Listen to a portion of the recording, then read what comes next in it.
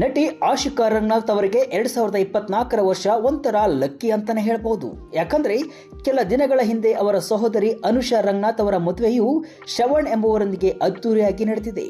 Family ವಿಚಾರದಲ್ಲಿ ಇದು good news. ಆದರೆ ಆಶಿಕಾ ರಂಗನಾಥ್ ನಡೆಸಿದ್ದ ತೆಲುಗು ಸಿನಿಮಾ ನಾ ಸಾಮಿ ರಂಗ ಬಾಕ್ಸ್ ಆಫೀಸ್ನಲ್ಲಿ ಉತ್ತಮ ಕಮಾಯಿ ಮಾಡಿದೆ.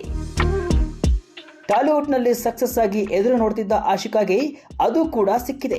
ಸದ್ಯ ಈ ಖುಷಿ ಸುದ್ದಿಗಳ ನಡುವೆಯೇ ಕುಟುಂಬ ಸಮೇತ ಆಶಿಕಾ ರಂಗನಾಥ್ ಅವರು ತಿರುಪತಿಗೆ ಭೇಟಿ ನೀಡಿದ್ದಾರೆ.